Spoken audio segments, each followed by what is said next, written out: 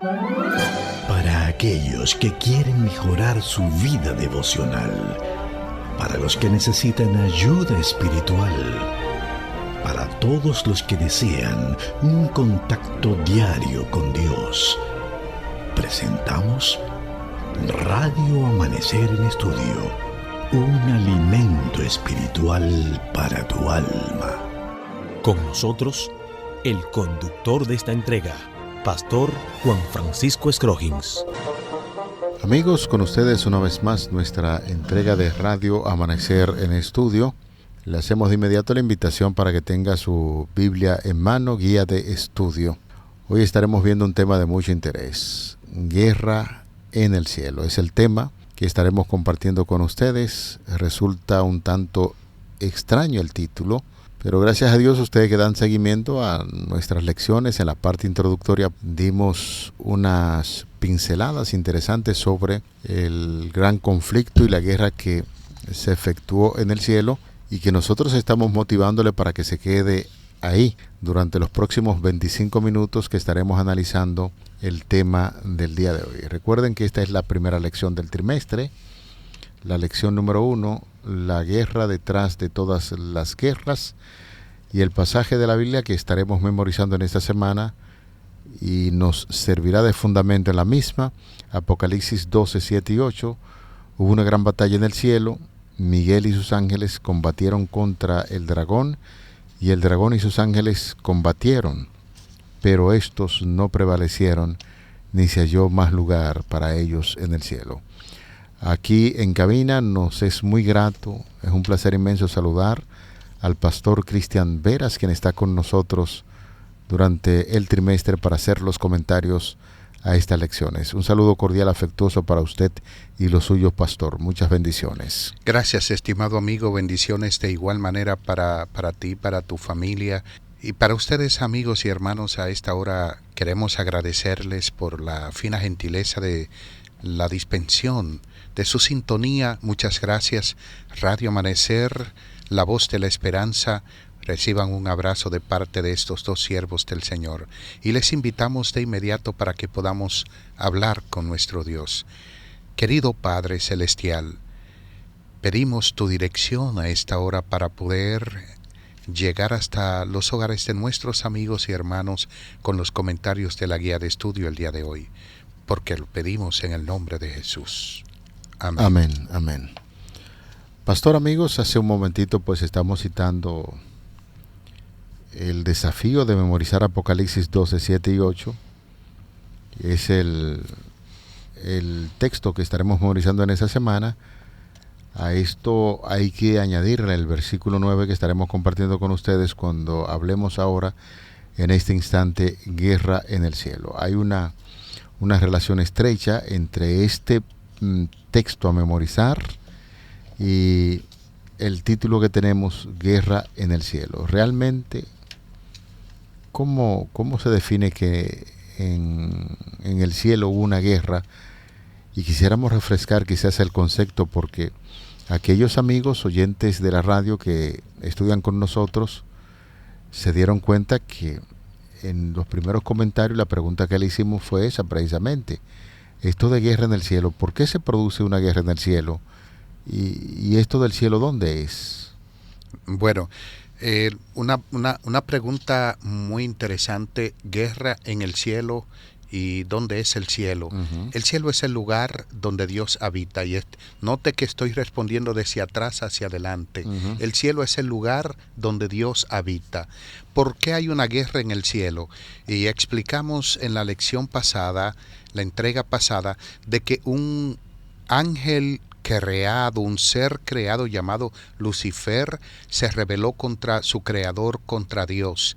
Y que el gran conflicto no es una lucha entre dos dioses, sino que es una lucha entre el Dios creador y un ser creado por él mismo, por el mismo Dios, llamado Lucifer, que quiso ser Dios y que pretendió merecer la misma adoración que el creador. El conflicto cósmico a veces es denominado el gran conflicto. Uh-huh.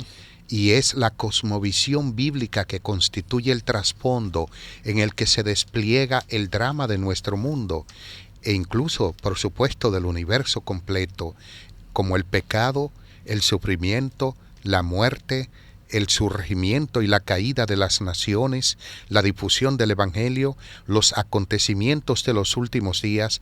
Todo esto ocurre en el contexto del gran conflicto o el conflicto cósmico. Hay una declaración para aumentar o para seguir ampliando el concepto más bien del versículo 9 que no citamos en lo que es el texto para memorizar.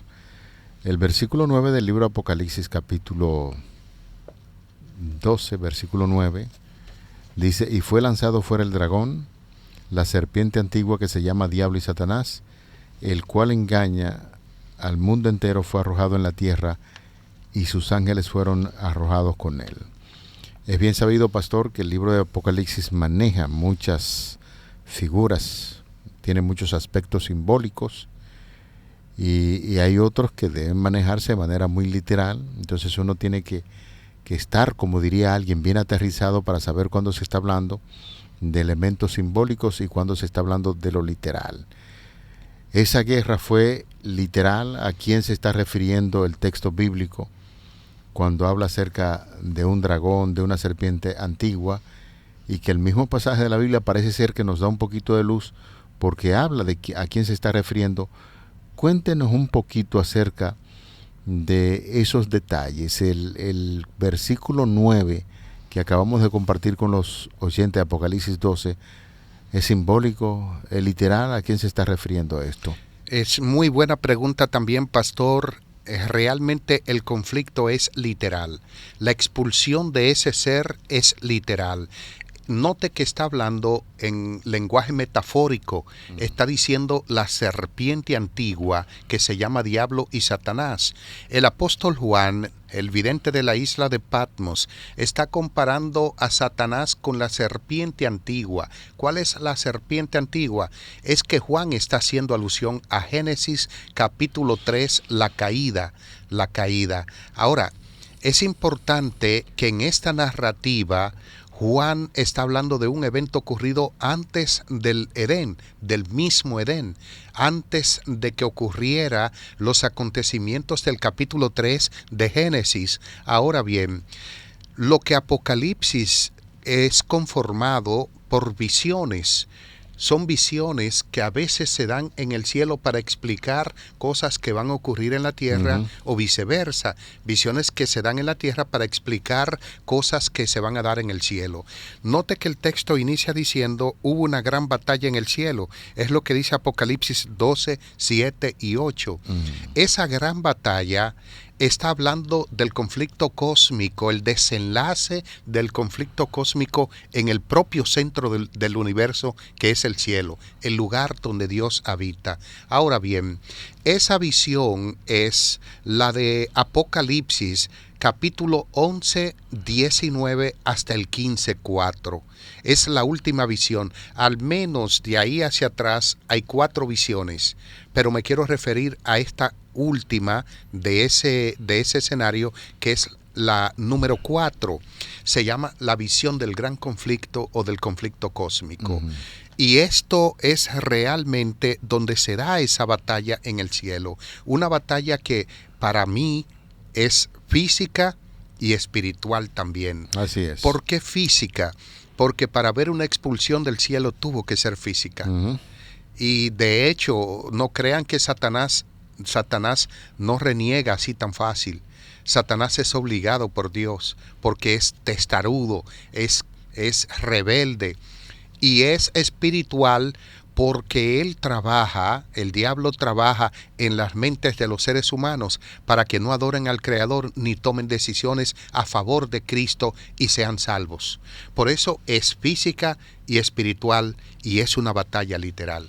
Efectivamente, cuando usted haga, apreciado amigo, una revisión de el texto que estamos estudiando desde la óptica de la guía de estudio, precisamente el autor de la guía de estudio está tomando como punto de referencia esto.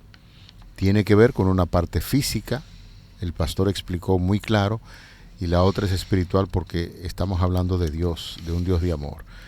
Esto, pastor, ya sabemos que ocurrió en el cielo, y es aquí donde volvemos a una pregunta importantísima que constantemente nos estamos haciendo y que en la parte introductoria ya la hicimos. Para aquellos que están sintonizando este espacio de estudio por primera vez, entonces vamos a repetir una vez más y que aparece también en nuestra guía de estudio. ¿Acaso un Dios amoroso creó un ángel demoníaco que inició esta guerra ya en el cielo? ¿Hubo algún defecto fatal en este ángel que lo llevó a rebelarse contra Dios? ¿Cómo lo explica la palabra de Dios, la Biblia, acerca de este ser que el Señor crea, que ya usted en una ocasión, y es bien sabido por nosotros, tenía el nombre de Luzbel, el ángel de luz, y ahora lo vemos como el adversario de Dios y se le llama el diablo? ¿Cómo es que Dios, conociendo todas las cosas, permite que un ser, un angélico, como es Luzbel, se convierta en un demonio y es expulsado del cielo porque está iniciando la guerra? Bueno, realmente decíamos que la explicación del gran conflicto no puede generarse en la mente del ser humano de una manera cabal, completa. No se puede explicar, porque tratar de explicarlo es excusarlo. Y excusar el gran conflicto o el origen del mal sería realmente un error garrafal.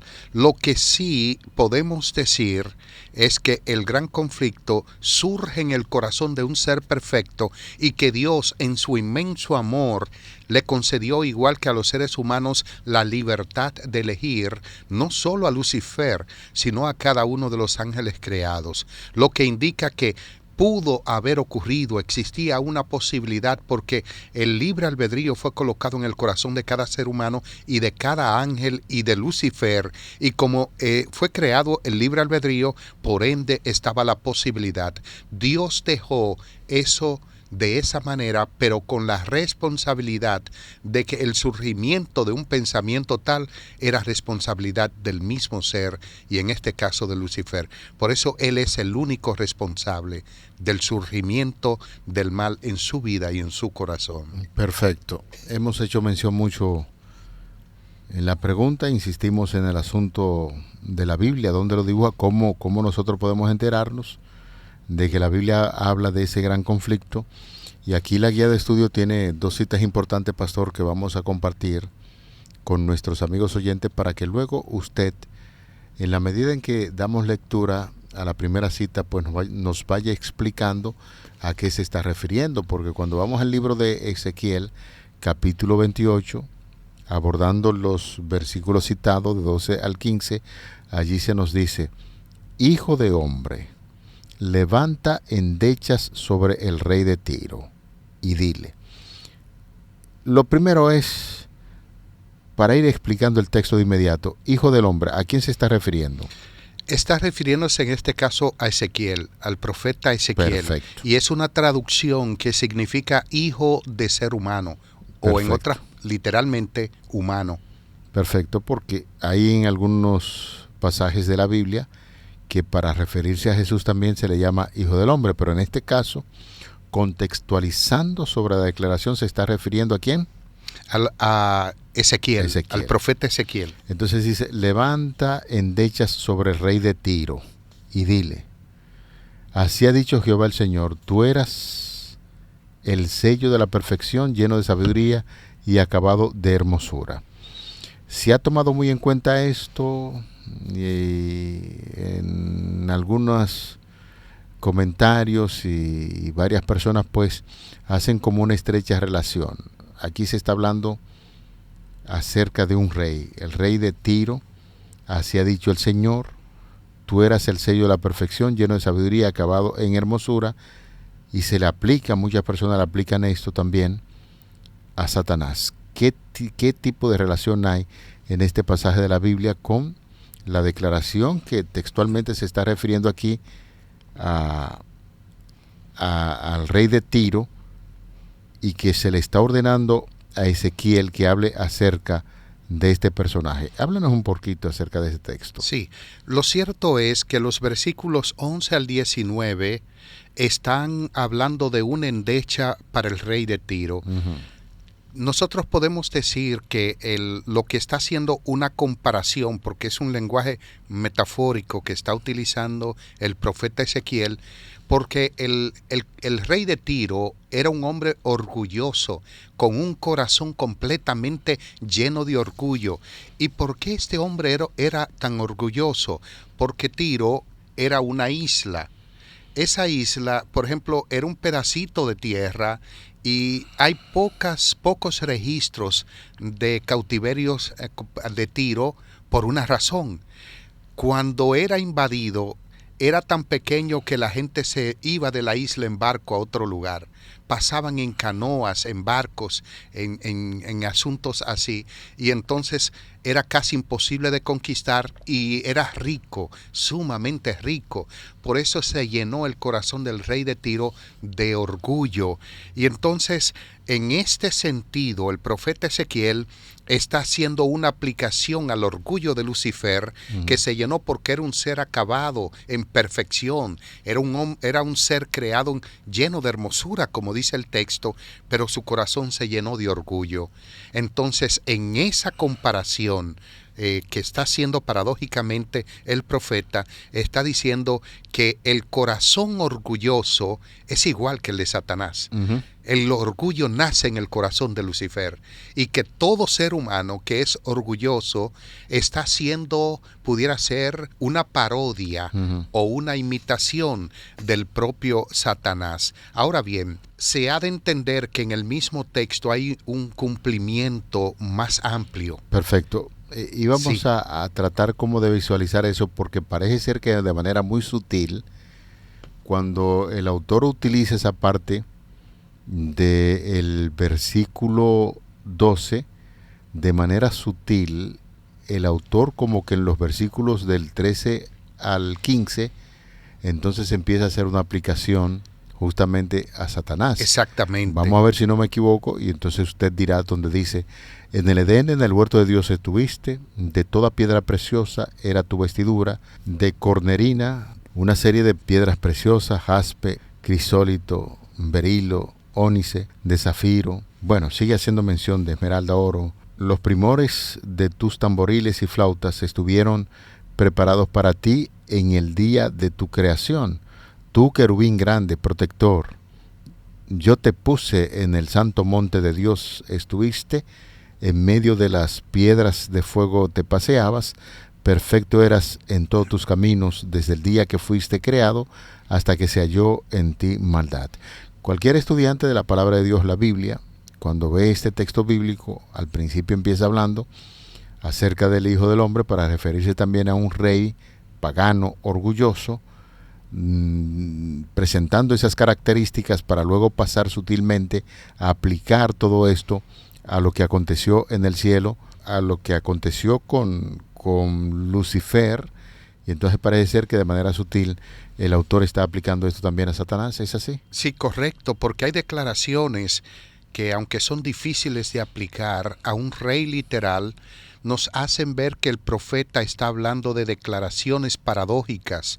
En el Edén, en el huerto de Dios estuviste, versículo 13.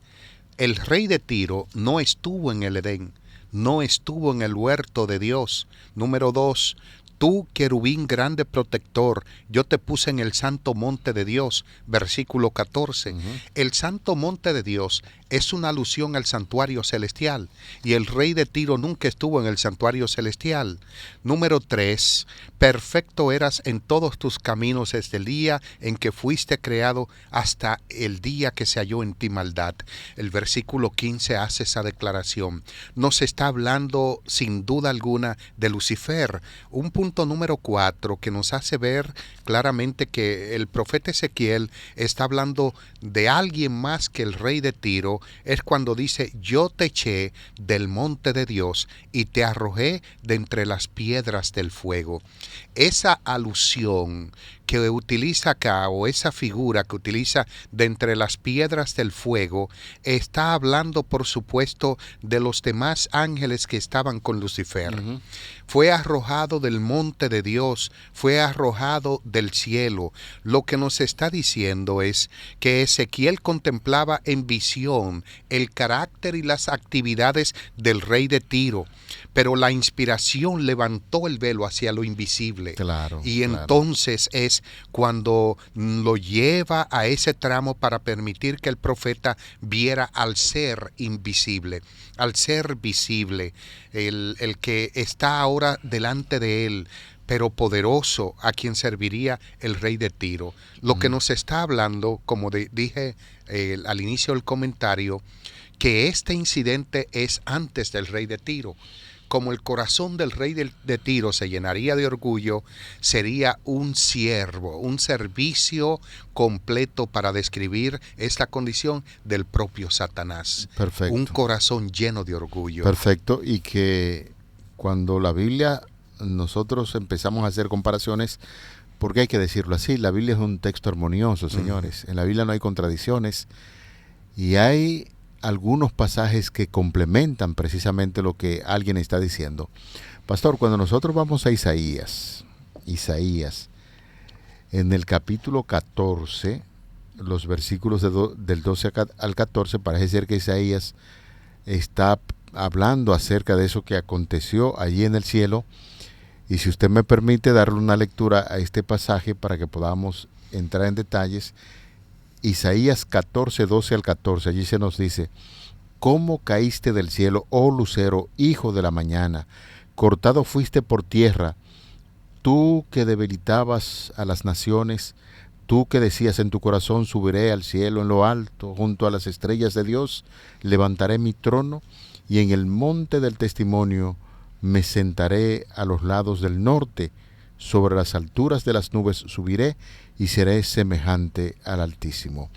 Esa aplicación es directamente al mismo Lucifer, Satanás. Sí, evidentemente. Notemos que de hecho Isaías aquí no está hablando ahora del rey de Tiro, está hablando del rey de Babilonia. ¿Quién fue el rey de Babilonia? Otro orgulloso. Ya conocemos un megalómano como Nabucodonosor. Lo que hay una digresión de la profecía de parte del profeta. ¿Qué es digresión? Es que él está tomando la profecía del rey de Tiro, el rey de Babilonia, en el caso de Ezequiel y de Isaías, para proyectar lo que ocurrió en el cielo. Perfecto. Entonces, hay algo que nosotros tenemos que ver acá. Por ejemplo, Nabucodonosor, ¿qué dijo? ¿Qué dijo Nabucodonosor, por ejemplo, acerca de Dios? Bueno, se creyó él mismo Dios. Pero es que las declaraciones del mismo Nabucodonosor no da a entender que el hombre era sumamente orgulloso. No es esta la gran Babilonia que yo edifiqué. Exactamente. O sea, para él, con esos jardines colgantes y toda esa belleza que tenía Babilonia, pues él está asumiendo que él fue que hizo estas cosas y que hizo Babilonia para su honra y su gloria. Es decir, que se está comparando como si fuera un dios. Vamos a verlo más claro, pastor. Lleva a los cautivos a Babilonia, le cambia la ración, la comida, le cambia los nombres. Sí. Está volviendo al Edén. En el Edén Dios crea a Adán y le dice lo que va a comer. Génesis 1:29. Note eso. Ahora, Dios le pone nombre a Adán. Nabucodonosor le cambia los nombres a los cautivos. Exacto. Mire algo más, capítulo 3. Levanta una estatua para que la adoren. Y esa estatua era una imagen con la cabeza de oro que lo representaba él mismo. Exacto. Aquí tenemos a un megalómano, aquí tenemos a un orgulloso cabal. Lo mismo que ocurre con el rey de Tiro, es lo mismo que ocurre con el rey de Babilonia, pero es una proyección simplemente de lo que ocurre con Satanás en el cielo. Exacto. Todo ser orgulloso que se cree más de lo que es una representación del propio Satanás. Y es bueno utilizar entonces, antes del cierre, esas ideas para hacer una advertencia. Si hay algo en esta tierra que nosotros debemos cuidarnos, es precisamente del orgullo y del egoísmo. Noten ustedes cómo la palabra de Dios habla de estos reyes orgullosos, para pasar esa información a lo que aconteció en el cielo con Lucifer, que se sintió tan orgulloso que hizo que cayera de su posición original y entonces fue expulsado del cielo. Si hay algo aquí en esta tierra que nosotros los seres humanos debemos cuidar, es el asunto del orgullo, porque el orgullo viene directamente de Satanás e hizo que éste cayera del cielo. ¿Algún mensaje final, pastor, en advertencia en contra de lo que es el orgullo, que es básicamente lo que resalta la lección en el día de hoy? Voy a tomar, pastor, la libertad de ver en este espacio que me ha concedido finalmente el último párrafo de la guía de estudio en el día de hoy. Perfecto. Aunque Dios soportó a Lucifer por mucho tiempo, no podía permitir que echara a perder el cielo con su rebelión. Y esta declaración es muy importante. ¿Por qué?